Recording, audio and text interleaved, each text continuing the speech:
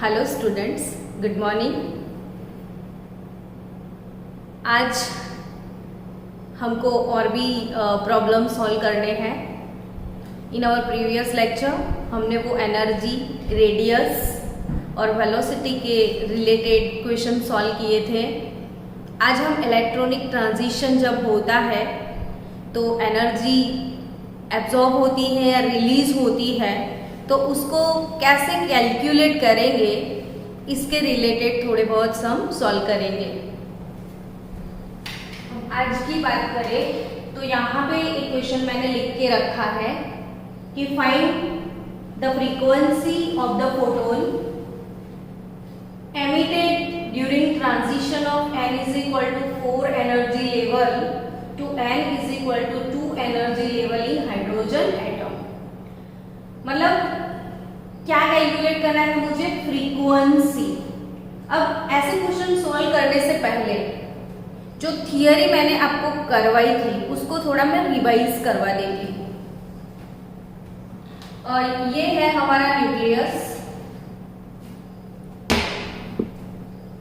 Nucleus के बाजू में पहला orbit n is equal to 1, फिर n is equal to 2, n is equal to 3, n is equal to 4, k, l, m, n,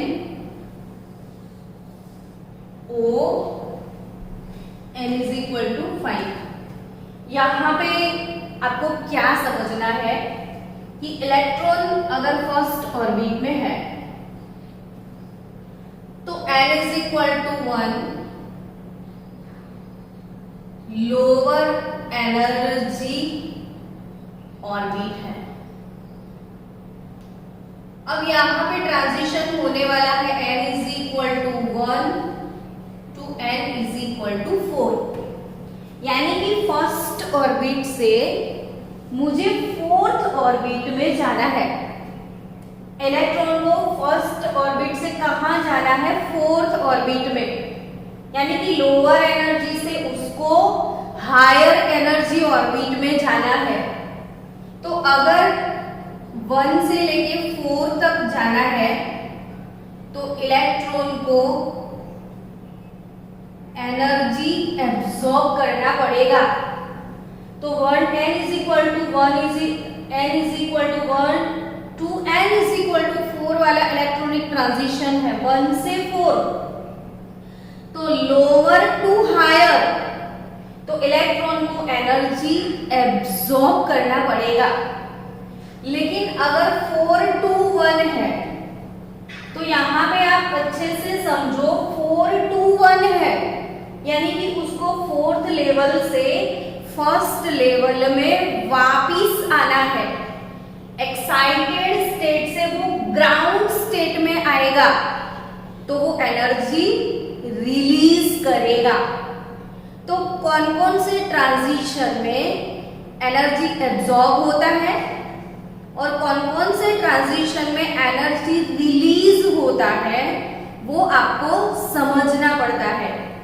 तो यहां मैं थोड़े बहुत ट्रांजिशन की बात करती हूं कि भाई n is equal to 7 to n is equal to 2 है, n is equal to 5 to n is equal to 3, n is equal to 4 to n is equal to 1, n is equal to 6 to n is equal to 2। तो ये जितने भी transition है ये 7 to 2। चलो आप मन में सोचो, यहाँ पे एनर्जी रिलीज होगा या एब्सॉर्ब होगा? तो 7 to 2 higher level to lower level, यानी एनर्जी यहाँ पे रिलीज होगा। तो ये वाले इलेक्ट्रॉनिक ट्रांजिशन में एनर्जी रिलीज होने वाला है। अब कितना रिलीज होगा तो वो कैसे आप कैलकुलेट कर सकोगे? तो उसके लिए फॉर्मूला है delta E is equal to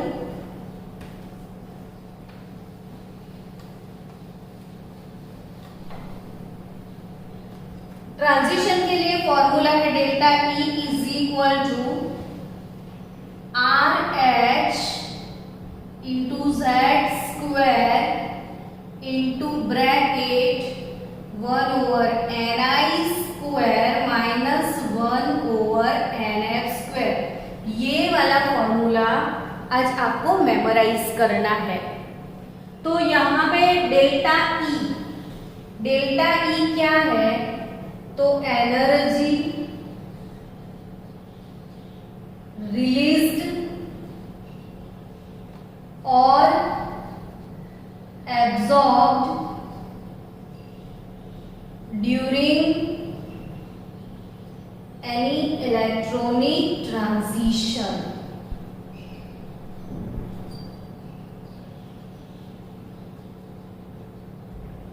समझ रहे हो बच्चों? इंक भरी नीचे। तो ये यहाँ पे डेल्टा ई क्या है? तो delta E is nothing but energy released और एब्जॉर्ब, यानी कि जब इलेक्ट्रॉनिक ट्रांजिशन होता है तो या तो एनर्जी रिलीज होता है या तो एब्जॉर्ब होता है। तो वो कितना रिलीज होता है या कितना एब्जॉर्ब होता है, ये वाले फॉर्मूला से हम कैलकुलेट कर सकते हैं। अब सपोज 7 to 1 है तो उसकी एनर्जी आर एच तो आपको पता ही है हम कि रीडबर्ग कांस्टेंट है, जेड तो एटॉमिक नंबर है। ये आपकी टेक्स्ट बुक में जेड नहीं दिया है, वो इसलिए कि वो सिर्फ और सिर्फ हाइड्रोजन पे फोकस करके बनाया है, तो जेड के लिए 1 रख दिया है। लेकिन हमको और स्पीसीज के लिए कैलकुलेट करना है तो जेड चाहिए। सो आप याद रखना बच्चों, यहाँ पे एटॉमिक नंबर जेड होगा और 1/ni square minus 1/nf square. तो इनिशियल ये 1/2 और फाइनल 1/7 स्क्वायर। तो ऐसे हम एनर्जी कैलकुलेट कर सकते हैं। तो यहाँ पे delta E is equal to R H Z square 1/2 square minus 1/7 square. अगर मुझे 5 to 3 में आना है तो भी एनर्जी रिलीज ही होगा, because higher energy level to lower है। तो यहाँ पे डेल्टा ई कैसे कैलकुलेट करेंगे? तो are H into Z square 1/5 square नहीं, 1/ इनिशियल 3 होता है, फाइनल 5 होता है, तो 1/3 स्क्वायर माइनस 1/5 स्क्वायर। चलो delta E R H Z square, इसके लिए क्या लिखोगे आप? तो 1/1 स्क्वायर माइनस 1/4 स्क्वायर। इसके लिए क्या लिखोगे आप? तो delta E is equal to R H Z square 1/2 square minus 1/6 square. तो ये during the transition electronic energy release कितना होता है या एब्जॉर्ब कितना होता है, ये वाले फॉर्मूला से हम कैलकुलेट कर सकते हैं। तो यहाँ पे और एक चीज मुझे समझानी है आपको कि मैंने यहाँ पे जितने भी ट्रांजिशन लिखे हैं वो कौन सी सीरीज के हैं और कौन से स्पेक्ट्रल रीजियन में है वो भी सीखते हैं। चलो, तो अगर वो 7th ऑर्बिट से वापिस 2nd ऑर्बिट में आता है तो कौन सी सीरीज का सीरीज टर्म 2 है? तो बामर का। तो ये वाला ट्रांजिशन बामर सीरीज का ट्रांजिशन है। अगर बामर सीरीज का है तो उसका स्पेक्ट्रल रीजियन क्या है? तो बामर सीरीज जो है वो विजिबल स्पेक्ट्रम में है, विजिबल स्पेक्ट्रम में। चलो, n is equal to 5 to n is equal to 3 कौन से सीरीज का ट्रांजिशन है? तो वो 3rd एनर्जी लेवल में वापिस आया। अगर वो 3rd में वापिस आता है, 3rd में वापिस आता है, तो 3rd जो है हमारा लायमैन बामर, फिर ये है पास्चन सीरीज का ट्रांजिशन। और पास्चन का ये ट्रांजिशन कौन से स्पेक्ट्रल रीजियन में है? तो मैंने सिखाया था UV-III, यानी आईआर रीजियन में होगा। अब 4 to 1 तो वापिस कहाँ आया? 1 में। तो ये है लायमैन सीरीज, और लायमैन सीरीज तो U यानी अल्ट्रा वायोलेट रीजियन में है। ये 6 to 2 वाला जो है वो 2 में वापिस आया, तो ये बामर सीरीज का ट्रांजिशन है और बामर सीरीज होगा विजिबल स्पेक्ट्रम रीजियन में। तो यानी कि ये जो ट्रांजिशन है वो कौन सी सीरीज के है और कौन से स्पेक्ट्रल रीजियन में है, तो वो ऐसे डिसाइड, ये वाला टर्म आपको देखना होता है कि वो रिटर्न कहाँ होता है। सेकेंड में रिटर्न हुआ तो बामर, थर्ड में रिटर्न हुआ तो पास्चन, वन में रिटर्न हुआ तो लायमैन, अगेन सेकेंड में आया तो बामर। समझ गए आप? तो इसके बाद अब ये क्वेश्चन सॉल्व करना है। तो यहाँ पे क्वेश्चन में फाइंड द फ्रीक्वेंसी लिखा है। फ्रीक्वेंसी, एनर्जी नहीं कैलकुलेट करना है, फ्रीक्वेंसी। तो मैंने आपको फ्रीक्वेंसी के लिए भी एक फॉर्मूला सिखाया था, उसको भी रिवाइज करते हैं कि यहाँ पे एनर्जी का फॉर्मूला क्या था कि delta E is equal to RH Z square 1/Ni square minus 1/Nf square, initial minus final. अब delta E as we know that delta E is nothing but h nu होता है।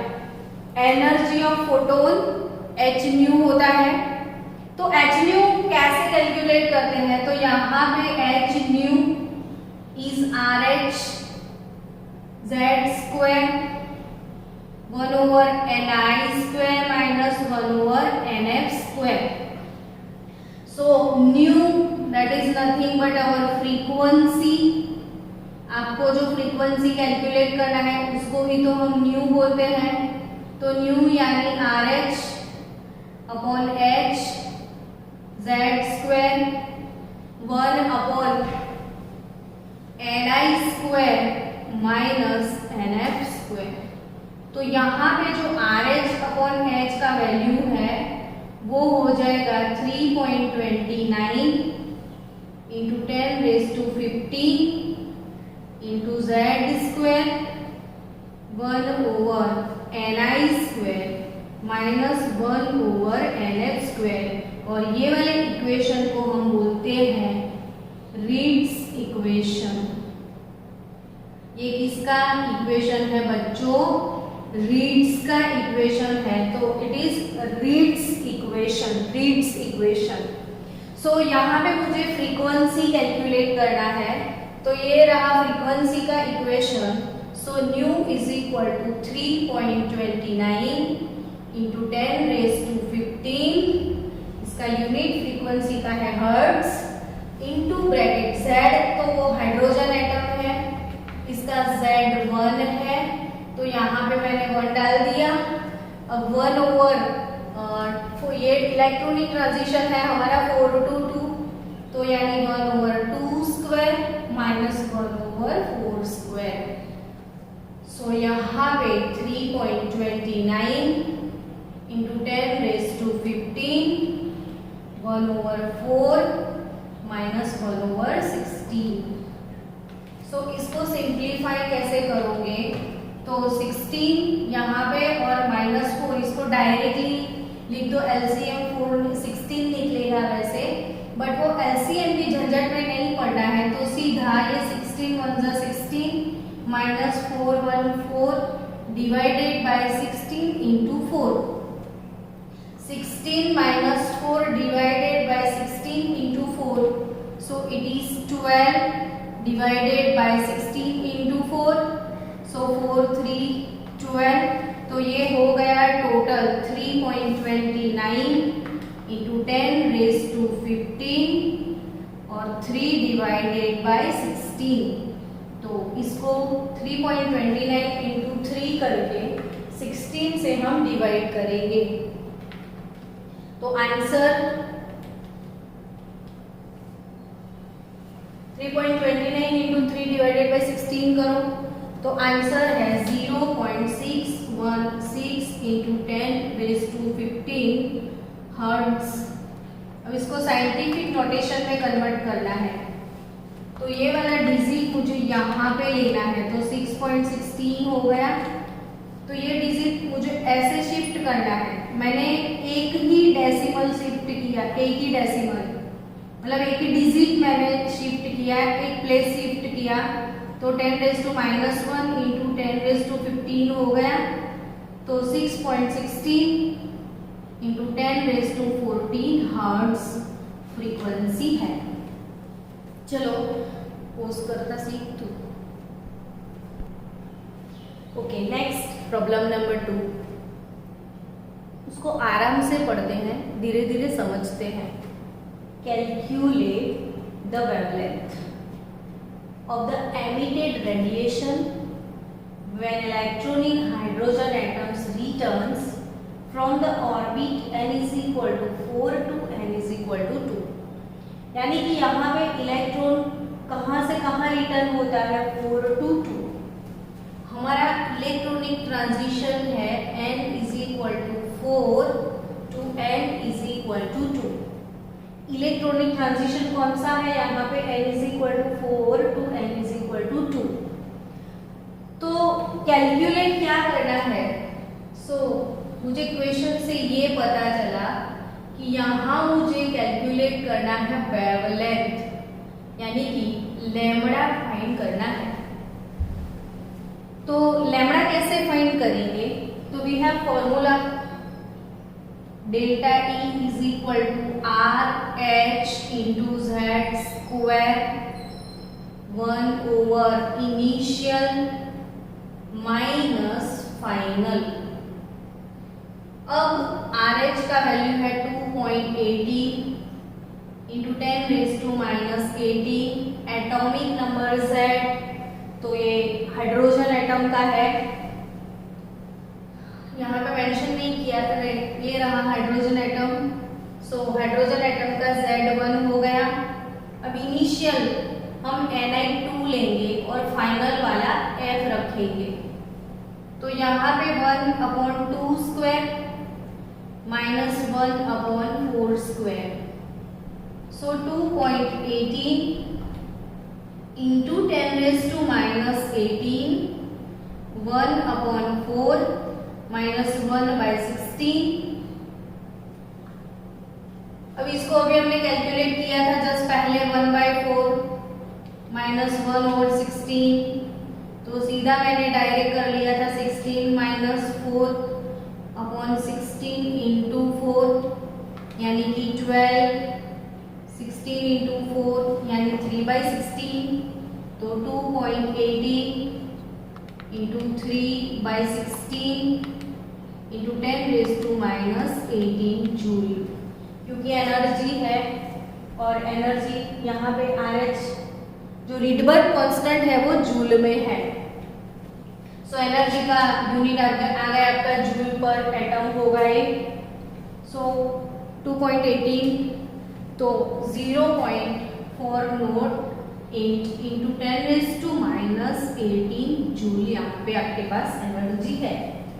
अब energy से wavelength में कैसे जाएंगे, तो relation between energy and wavelength वाला फॉर्मूला वो याद करो, तो डेल्टा E is equal to HC over lambda. Formula delta E is equal to HC by lambda. चलो स्टूडेंट, अब delta E is equal to HC over lambda, तो यहाँ पे H का वैल्यू है 6.626 into 10⁻⁻34 joule into second. C का value है 3 into 10⁸ metre per second upon delta E का वैल्यू 0.408 इंटू 10⁻⁻18 जूल। यहाँ पे जूल गया, सेकेंड गया, आपका आंसर आएगा मीटर में, तो 0.626 इंटू 3 डिवाइडेड बाय 0.408, तो आपका आंसर पहले ये 10⁻⁻34 प्लस ये 8 और ऊपर आएगा 18 और 6.626 इंटू 3 डिवाइडेड बाय 0.408, तो 48 48.72 इसका आंसर है। सो यहाँ पे 48.72 और ये हो गया 10 का पावर कितना, तो ये 26 और -34 प्लस 26 कितना आंसर आएगा, तो -8 मीटर आपके पास आया। अब चलो एक पॉइंट इसको इधर शिफ्ट करते हैं, 487.2 हो जाएगा, सिंगल डिजिट हमने इधर शिफ्ट कर लिया। ये डेसिमल पॉइंट को यहाँ पे ले लो 487.2, तो अगर हम ऐसे मूव होते हैं तो जितने डेसिमल मूव होंगे उतना 10 का पावर इंक्रीज होगा। तो ये हो गया टोटल 487.2 10⁻⁹ और 10⁻⁹ मीटर को 1 नैनोमीटर बोलते हैं। 10⁻⁹ मीटर यानी कि 1 नैनोमीटर। तो ये हो गया 487.2 नैनोमीटर। तो ये आपका वेवलेंथ आया। Hello, problem number 3 students, which transition spectrum in hydrogen atom has wavelength equal to the Balmer transition n is equal to 4 to n is equal to 2 in He+। यानी कि हाइड्रोजन के spectrum में कौन सी transition ऐसी है जिसका wavelength helium के spectrum के 4 = 2 वाले ट्रांजिशन के साथ सिमिलर है।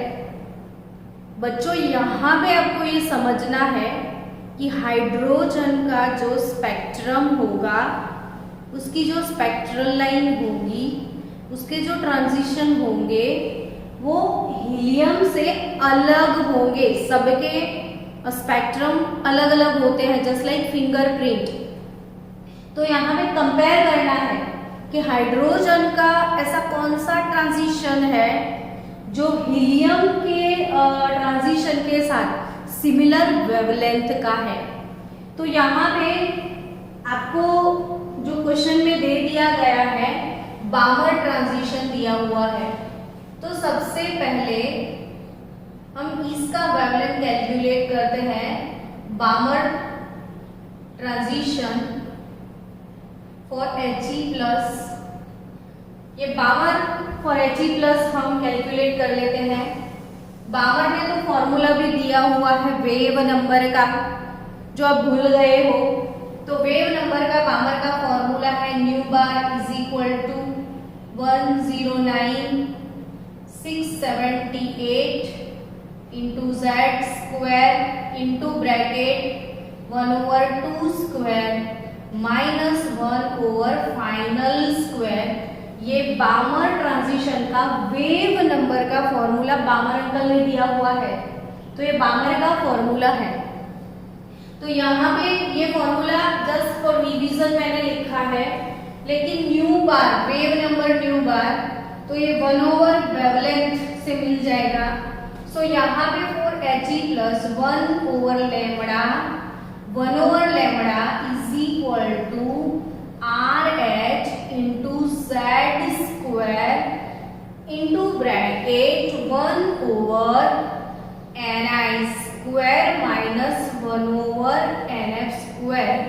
ये लेना है हमको।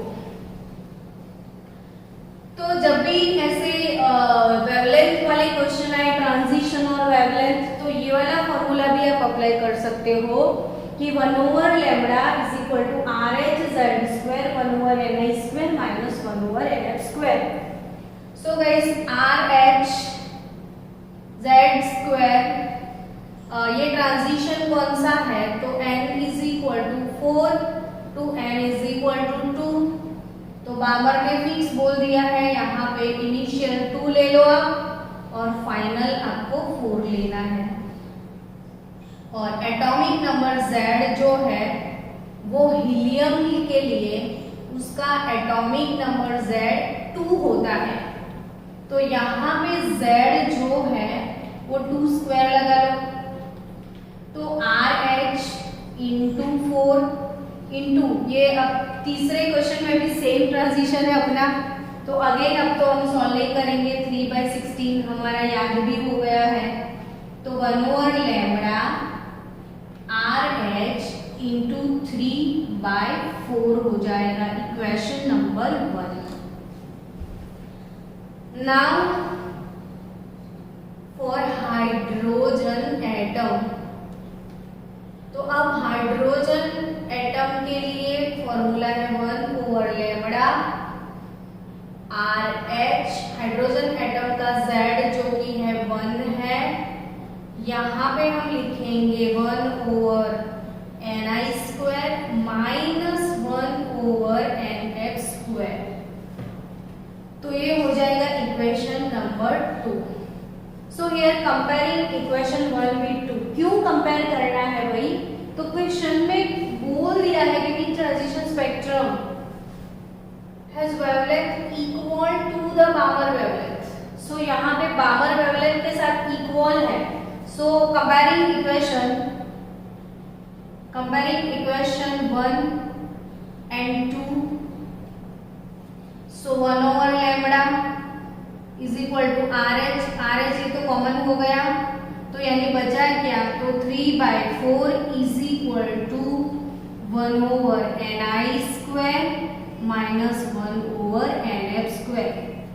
तो ये हम डायरेक्ट मतलब मैथमेटिकल पोर्शन से सॉल्व करें, इससे तो बेटर सीधा अजमाइश कर सकते हैं हम कि अगर मैंने n is equal to 1 to n is equal to 2 वाला ट्रांजिशन सपोज लिया, तो यहाँ पे 1/1² माइनस 1/2², यानी कि 1 माइनस 1/4, तो इट इज नथिंग बट 2/4 ही आएगा।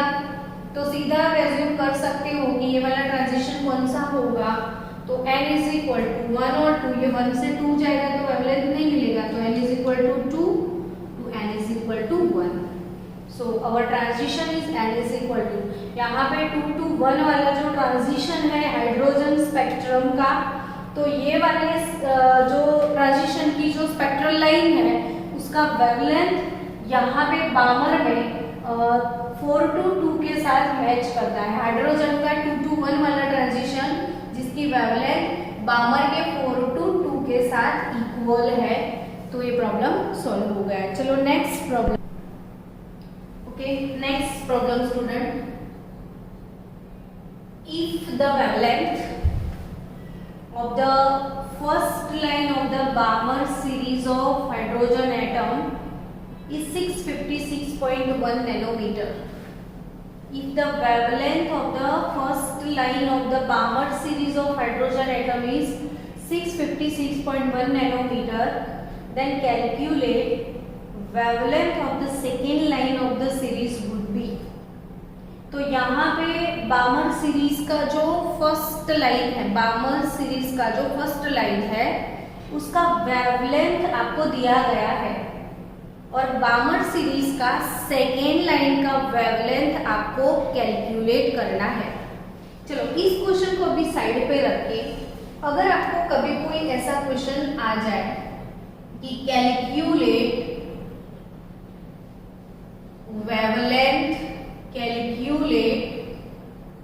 wavelength of third line of Balmer series, अगर आपको ऐसा क्वेश्चन पूछते हैं calculate the wavelength of third line of बामर series, तो बामर सीरीज की जो थर्ड लाइन है उसका वेवलेंथ आपको कैलकुलेट करना है।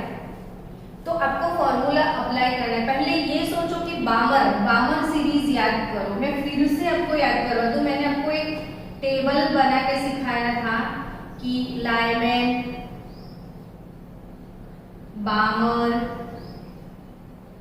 पास्चन, ब्रैकेट, फूड और हम्फ्रे वॉट एक्सेट्रा। यहाँ पे इसका मैंने सीरीज टर्म लिखा था, ये इसका सीरीज टर्म 1 है और इसका लाइन टर्म था 2, 3, 4, 5, 6, 7। अब बामर सीरीज का सीरीज टर्म था 2, तो 3, 4, 5, 6, इसका पास्ट टेंस का सीरीज टर्म 3 है तो 4 5 6 7 वैसे। अब चलो आपको कोई बोलता है कि लाइमैन सीरीज और उसकी थर्ड लाइन कौन सी है, लाइमैन सीरीज का थर्ड लाइन कौन सा है, तो यहाँ पे 2 2 1 ये लाइमैन सीरीज का फर्स्ट लाइन है, 3 2 1 लाइमैन सीरीज का सेकेंड लाइन है, तो n is equal to 4 to n is equal to 1 ये हो गया लाइमैन का थर्ड लाइन। आपके ये वाले क्वेश्चन में बामर है, बामर, तो ये बामर की कौन सी लाइन का वेवलेंथ कैलकुलेट करना है आपको, थर्ड लाइन का। तो यहाँ पे बामर का थर्ड लाइन कौन सा है, तो बामर के लिए थर्ड लाइन ये 3 2 2 यानी n is equal to 3 to n is equal to 2 वाला ट्रांजिशन, इलेक्ट्रॉन थर्ड ऑर्बिट से अगर सेकेंड में वापिस आता है, थर्ड ऑर्बिट से सेकेंड में वापिस आता है तो ये फर्स्ट लाइन होगा बामर का। अगर वो 4 2 2 है, 4 2 2 तो ये बामर का सेकेंड लाइन है, और अगर ये 5 2 2 है ना तो ये बामर का थर्ड लाइन है। अब यहाँ पे आपको बामर का n is equal to 3 to n is equal to 2 Balmer first line, n is equal to 4 to n is equal to 2 Balmer का सेकेंड लाइन है, और n is equal to 5 to n is equal to 2 Balmer का third line है।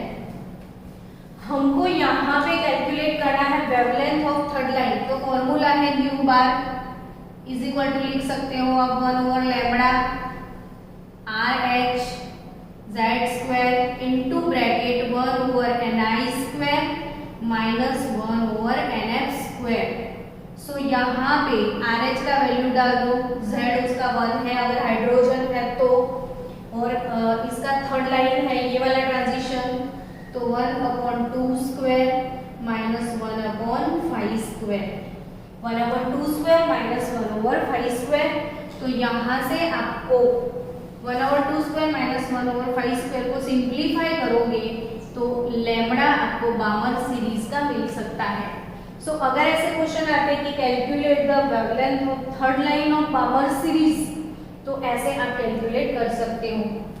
अब जब आपके पास lambda आ गया और अगर आपको लैम्बडा वेवलेंथ की बजाय फ्रीक्वेंसी बोल दिया है, फ्रीक्वेंसी, तो we know that what is frequency q, तो it is c by lambda.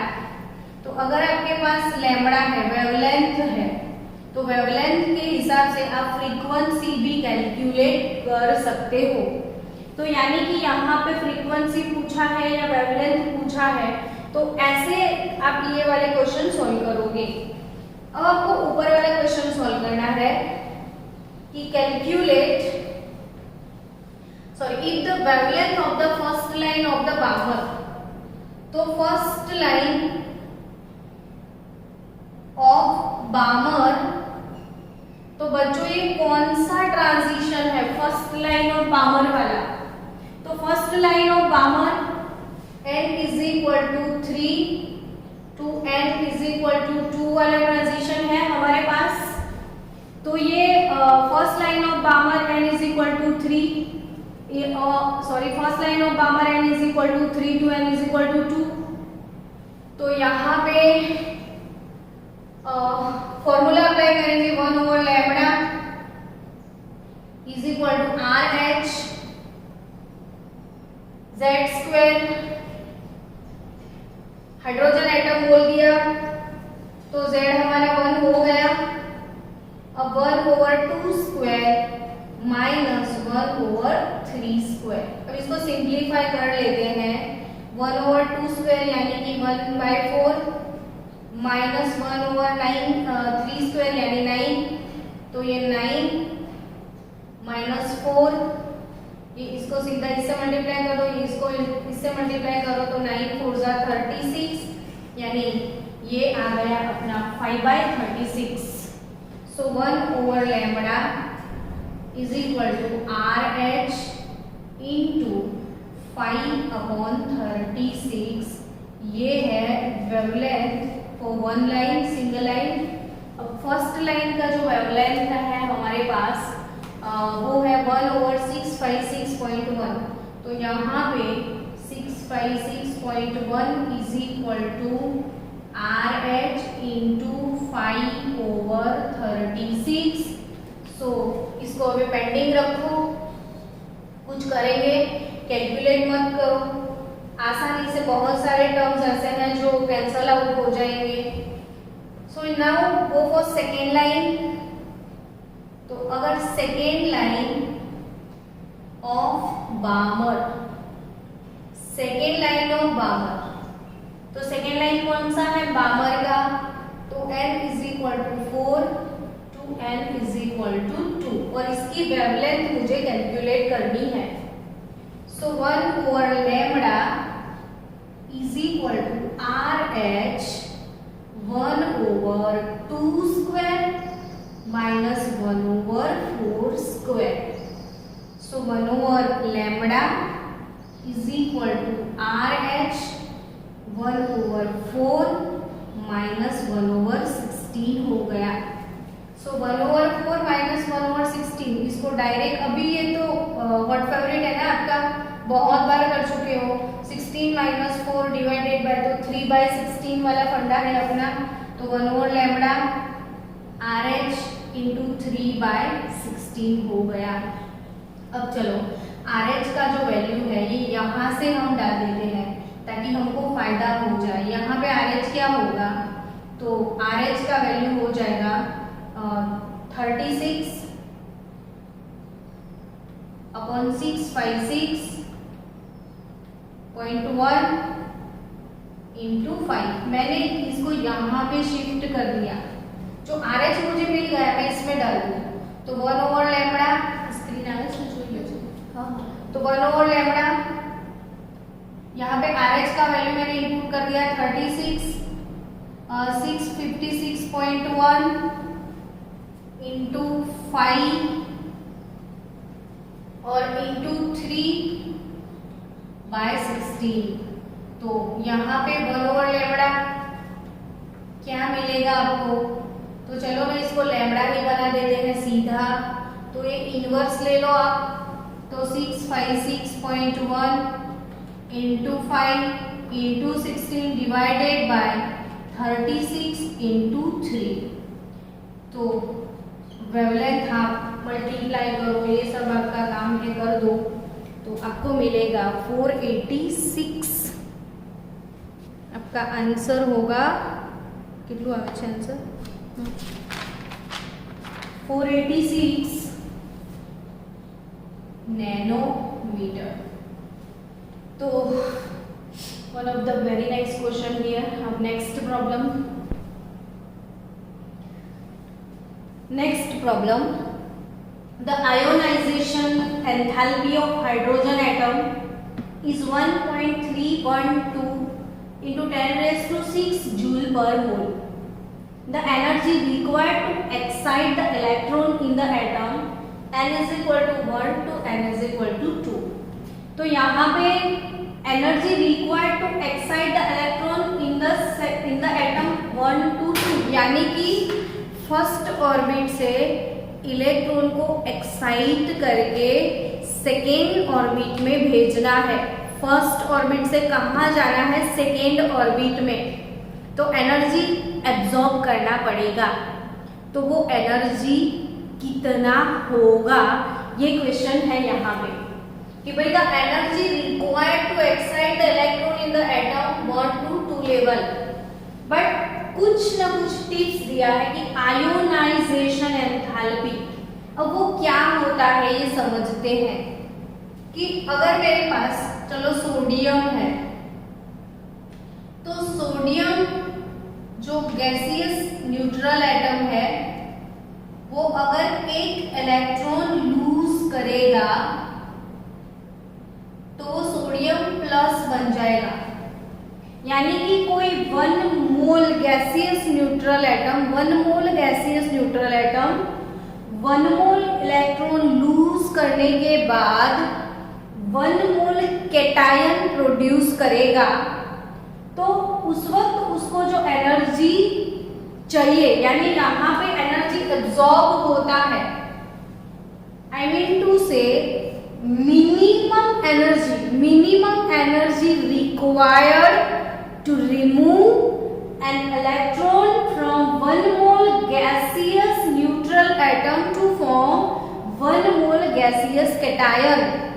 It is called ionization enthalpy. यानी कि 1 मोल न्यूट्रल एटम से 1 मोल कैटायन प्रोड्यूस करने के लिए इलेक्ट्रॉन को लूज करना पड़ता है, 1 मोल इलेक्ट्रॉन को। उस वक्त जो एनर्जी की जरूरत है उसको हम बोलते हैं आयोनाइजेशन एंथैल्पी। अब हाइड्रोजन की बात करें, देखो ये हाइड्रोजन का न्यूक्लियस है, ये first orbit, second orbit, third orbit, fourth orbit, fifth orbit, sixth orbit और 7 ऑर्बिट। ठीक है, अब बच्चों हाइड्रोजन का इलेक्ट्रॉन यहाँ पे है, तो n=1 इसका ग्राउंड स्टेट है, तो ये अपने ग्राउंड स्टेट में है। अब उसको हम एक्साइट करेंगे, एक्साइट एनर्जी प्रोवाइड करेंगे, तो वो 1 से जंप मार के सेकेंड ऑर्बिट में आ जाएगा, तो इसको हम बोलते हैं, इसका फर्स्ट एक्साइटेड स्टेट इसको बोलते हैं हम। अगर वो थर्ड में आ गया जंप करके तो वो हो जाएगा इसका सेकेंड एक्साइटेड स्टेट। अगर वो फोर्थ में आता है तो वो उसका थर्ड एक्साइटेड स्टेट है। और जैसे जैसे उसको एनर्जी प्रोवाइड करेंगे, जैसी जैसी एनर्जी वैसा वैसा जंप। अगर आपने थोड़ा एनर्जी दिया तो वो सेकेंड में आ जाएगा, थोड़ा ज्यादा दे दिया 4 में आ जाएगा, और ज्यादा दे दिया 7 में आ जाएगा, लेकिन बहुत ज्यादा दे दिया तो 7 से भी बाहर चला जाएगा, यहाँ पे आ जाएगा, तो इसने अपना इलेक्ट्रॉन लूज कर दिया। यानी कि ये जो हाइड्रोजन एटम था उसने अपना इलेक्ट्रॉन लूज कर दिया और इलेक्ट्रॉन को बाहर निकाल दिया। ये वाले इलेक्ट्रॉन को हम फ्री इलेक्ट्रॉन बोलते हैं। तो इलेक्ट्रॉन को 1 n=1 से वो कहाँ गया बच्चों, बाहर गया, यानी कि n=इनफाइनाइट लेवल पे चला गया। वो फर्स्ट से जंप मार के सीधा बाहर, फर्स्ट से सीधा बाहर, ना सेकेंड में, ना थर्ड में, ना 7 में, सीधा बाहर, तो वो n=इनफाइनाइट होगा। तो यहाँ पे ये कौन सा ऑर्बिट है, ये तो फ्री हो गया, तो ऑर्बिट को हम इनफाइनाइट बोलेंगे। तो उस वक्त जो एनर्जी चाहिए उसको हम आयोनाइजेशन एंथैल्पी बोलते हैं। अब आयोनाइजेशन एंथैल्पी, एंथैल्पी वर्ड जो है एंथैल्पी, तो एंथैल्पी यानी कि बच्चों एनर्जी। एंथैल्पी मतलब क्या, एनर्जी। तो ये एंथैल्पी वो एनर्जी का सिनोनिम है। तो ionization energy delta E = RH Z² 1/ni² -1/nF²। अब ये कौन सा ट्रांजिशन हुआ, तो n=1 to n=इनफाइनाइट हुआ। आपको समझ में आ गया होगा। फर्स्ट से वो सीधा बाहर चला गया, तो वो है ionisation enthalpy delta E। RH का वैल्यू मुझे अभी नहीं डालना है, Z इसका 1 है, 1/1², और गया तो 1/इनफाइनाइट² में, यानी डेल्टा E दिया हुआ है 1.312 × 10⁶ जूल पर मोल RH 1/1 - 1/इनफाइनाइट। तो 1/इनफाइनाइट इज नथिंग बट 0। सो यहाँ पे मुझे सीधा सीधा RH का वैल्यू मिल गया 1.312 × 10⁶ जूल पर मोल। मैंने पढ़ाया हुआ है ये आपको जूल पर मोल, ये वैल्यू भी पढ़ाया हुआ है 1312 किलो जूल पर मोल। अब RH का वैल्यू मिल गया मुझे। अब मुझे कौन से ट्रांजिशन के लिए कैलकुलेट करना है, तो now for transition to 1 to n is equal to 2 follow करना है। तो what is energy delta E here? तो RH 1/1 स्क्वायर माइनस 1/इनफाइनाइट स्क्वायर था, यहाँ पे 1/1 स्क्वायर माइनस 1/2 स्क्वायर होगा। सो RH का वैल्यू मुझे ये वाला डालना है 1.312 इंटू 10⁶, ये 1/1 माइनस 1/4 हो जाएगा, तो ये हो जाएगा 3/4, यानी कि 1.132 इंटू 3 डिवाइडेड बाय 4, या सीधा इसका वो फ्रैक्शन निकाल के मल्टीप्लाई कर लो। तो 1.312 इंटू 3/4 का वैल्यू होगा 0.984 इंटू 10⁶ जूल पर मोल। तो ये हो गया energy delta E transition for n is equal to 1 to n is equal to 2। चलो ऐसा फिर से एक नेक्स्ट क्वेश्चन हम सॉल्व कर, चलो सेम अभी जो प्रॉब्लम सॉल्व किया वैसा ही सेम क्वेश्चन रिपीट करते हैं ताकि आपको प्रैक्टिस हो जाए। यहाँ पे दिया गया है the ionisation enthalpy of ground state of hydrogen atom is this, the energy of electron in its second orbit. तो सेकेंड ऑर्बिट में आपको एनर्जी कैलकुलेट करना है, the energy of electron in its second orbit. तो second orbit में energy जो calculate करना है उसको E2 बोलते हैं। तो उसका फॉर्मूला क्या है? तो माइनस RH इंटू Z²/n², ये अपना फॉर्मूला है। सो माइनस RH, हाइड्रोजन के लिए Z तो 1 हो जाएगा, तो ये वाला फॉर्मूला E2 लेवल का है। अब यहाँ पे जब भी आयोनाइजेशन एंथैल्पी आपको देते हैं तो उसका सीधा RH ही कंसीडर करना होता है। मतलब आयोनाइजेशन एंथैल्पी के वैल्यू को एज अ RH यहाँ पे रख दो तो डायरेक्ट आपको आंसर मिल जाए। तो आपके दिमाग में वो क्वेश्चन आएगा कि क्यों RH रखना है? तो वही तो हम सीखे थे अभी कि आयोनाइजेशन यानी कौन सा ट्रांजिशन? तो n is equal to 1 to n is equal to infinite, यानी कि वो फर्स्ट ऑर्बिट से सीधा बाहर चला जाता है। तो n is equal to 1 to n is equal to infinite हुआ। तो यहाँ पे व्हाट इज डेल्टा E?